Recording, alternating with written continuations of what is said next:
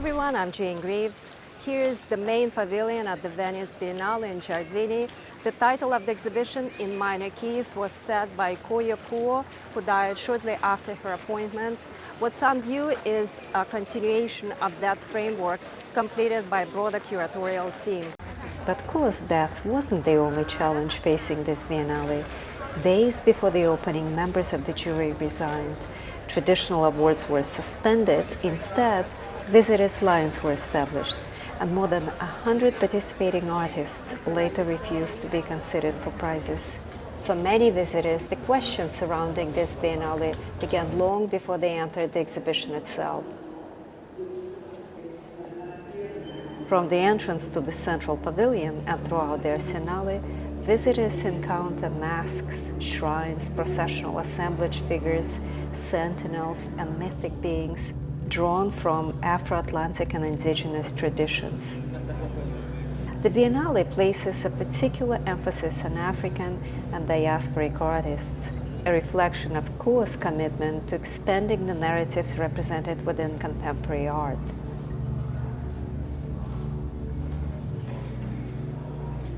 The exhibition explores themes of memory, migration, environmental change, and spiritual survival through what Kouoh described as the Creole Garden, a space of rest, contemplation, and coexistence between human and non-human worlds. The exhibition that ultimately emerged remains rooted in Kouoh's original concept, in minor keys. Rather than focusing on spectacle, the exhibition invites visitors to slow down, listen to lower frequencies, and attend to quieter forms of knowledge. It's not always explicit commentary on what is happening in the world, but I think in many ways artists tend to the material of our lives and draw our attention to a lot of different things that people are working through.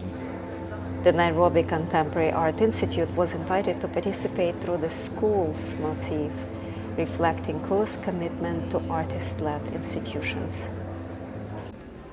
But the invitation to listen to the minor keys does not exist outside politics.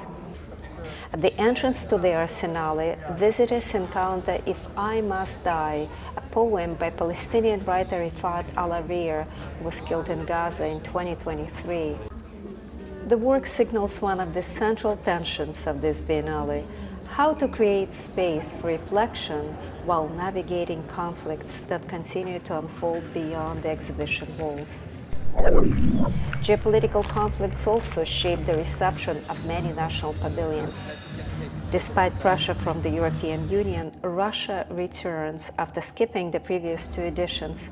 The pavilion is open during the preview days only.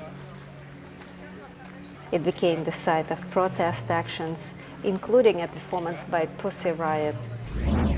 And nearby, Ukrainian artist Zhanna Kadyrova presented Security Guarantees, a monumental concrete origami deer evacuated from the city of Pokrovsk as the front line moved closer. This is one example of evacuated art. A lot of heritage already not possible to evacuate and return. For Kadyrova, the work became both a symbol of survival and the reminder of promises that failed to prevent war. The United States Pavilion became another flashpoint. Alma Allen's biomorphic sculptures are largely apolitical, yet in a biennale shaped by war, protest, and institutional controversy, that neutrality itself becomes part of the debate. The pavilion's reception reveals a broader question. What do audiences expect art to do in moments of political crisis? Political tensions are not confined to exhibition grounds only. During the opening week, demonstrators organized a pro-Palestinian march connecting the Biennale's two main sites. And more than half of the participating national pavilions joined a 24-hour strike protesting the participation of Israel and Russia. consequence to say that Russia is not welcome here. We don't think that Israel should get a pavilion here, and especially because Palestine is not getting a pavilion. The last few years it became clear that Israel is an apartheid state, but now they also committed genocide. It is not just a neutral space for cultural exchange, it is very visibly a political space, and we should also use it as such. Koyo Kouoh never got the opportunity to open the exhibition she was appointed to create. What remains is a biennale shaped by her ideas, completed by others, and received under circumstances no curator could have anticipated. Whether in minor keys ultimately succeeds may be less important than what this edition reveals.